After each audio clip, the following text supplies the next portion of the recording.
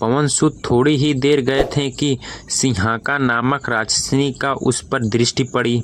वह हनुमान को खाने के लिए लालायित हो रही थी। वह छाया ग्रहण विद्या में पारंगत थी। जिस किसी प्राणी की छाया पकड़ लेती थी वह उसके बंधक में बंध चला आता था।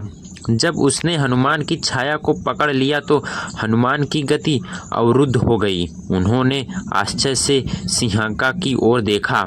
वे समझ गए सुग्रीव ने जिस अभूति छायाग्राही प्राणी की बात कही थी संभवतः यह वही है। यह सोचकर उन्होंने योग बाल से अपने शरीर का विस्तार मेघ के समान उत्पन्न विशाल कर लिया। सिंहाका ने भी अपना मुख तत्काल आकाश से पाताल तक फैला लिया और गुजरती हुई उनकी ओर दौड़ी। यह देखकर हनुमान अत्यंत लागू रूप धारण करके उसके मुख में जा गिरे और अपने तीक्ष्ण नाखून से उनके मर्मस्थलों को पकड़ डाला। हनुमान जी धीरे धीरे अद्भुत शोभा से संपन्न रावणपलित लंकापुरी के पास पहुंच गए। देखा लंका के चारों ओर कमलों से सुरभित जलपुत्री खानी खुदी हुई है। वह महापुरी सोने की चांदीवारी से घिरी हुई है। श्रेष्ठ रंग की ऊंची ऊंची सड़कें उस पार को सब ओर से घिरे हुए थीं। सैकड़ों गगनचुंबी अंतलिकाएं ध्वजा पताका फहराती हुई उस नगरी की शोभा बढ़ा रही थीं। उस पर उत्तर द्वार पर पहुंचकर वनवीर हनुमान जी चिंता में पड़ गए। लंकापुरी भयानक राक्षसों से उसी प्रकार भरी थी जैसे कि पाताल को भोगवतीपुर नागों से भरी रहती है। हाथों में शूल और पुट्ठी लिए बड़ी बड़ी ठांडों वाले बहुत से शूरवीर घोष राक्षस लोकपुरी की रक्षा कर रहे थे। नगर की इस भारी सुरक्षा, उसके चारों ओर समुद्र की खाई और रावण जैसे भयंकर शत्रु को देखकर हनुमान जी विचार करने लगे कि यदि वानर वहां तक आ जाएं तो भी वे व्यर्थ ही है सिद्ध होगा, क्योंकि युद्ध द्वारा देवता भी लंका पर विजय नहीं पा सकते। रावण पालित इस दुर्गम और विषम संकटपूर्ण लंका में महाबहु रामचंद्र आ भी जाएं तो क्या कर पाएंगे। राक्षसों पर साम दान और भेद की नीति का प्रयोग असंभव दृष्टिगत हो रहा है।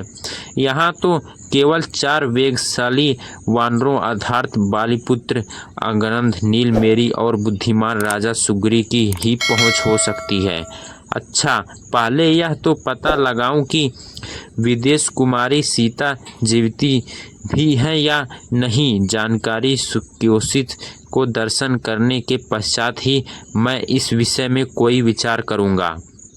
उन्होंने सोचा कि मैं इस रूप से राक्षसों की इस नगरी में प्रवेश नहीं कर सकता, क्योंकि बहुत से क्रूर और बलवान राक्षस इसकी रक्षा कर रहे हैं, जिनकी खोज करते समय मुझे स्वयं को इन महतेजस्वी महाकर्मियों और बलवानों राक्षसों से गुप्त रहना होगा।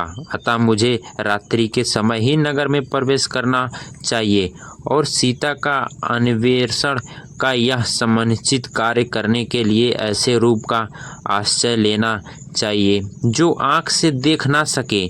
मात्र कार्य से ही यह हनुमान को कि कोई आया था। देवताओं और असुरों के लिए भी दुर्जय लंकापुरी की देखकर हनुमान जी परस्पर लंबी सांस खींचते हुए विचार करने लगे कि किस उपाय से काम लूं जिसमें दुरात्मा राक्षसराज रावण की दृष्टि से ओझल रहकर भी मैथिलीचंद जानकारी सोर सीता का दर्शन प्राप्त कर सकूं। अविवेकपूर्ण कार्य करने वाले दूत के कारण बनने बनाए काम भी बिगड़ जाते हैं। यदि राक्षसों ने मुझे देख लिया तो रावण का अनर्थ चाहने वाले श्री राम का यह कार्य सफल न हो सकेगा। अतः अपने कार्य को सिद्धि के लिए रात में अपने इसी रूप में छोटा सा शरीर धारण करके लंका में प्रवेश करूंगा और घरों में घुसकर जानकी जी की खोज करूंगा।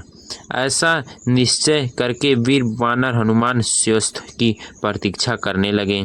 सूर्य स्वस्थ हो जाने पर रात के समय उन्होंने अपने शरीर को छोटा बना लिया और उछलकर उस रमणीय लंकापुरी में प्रवेश किए। लंका में सीता की खोज। इस प्रकार से सुग्रीव का हित करने वाले कपिलराज हनुमान जी ने लंकापुरी में प्रवेश कर मानो शत्रुओं के सिर पर अपना बायां पैर रख दिया।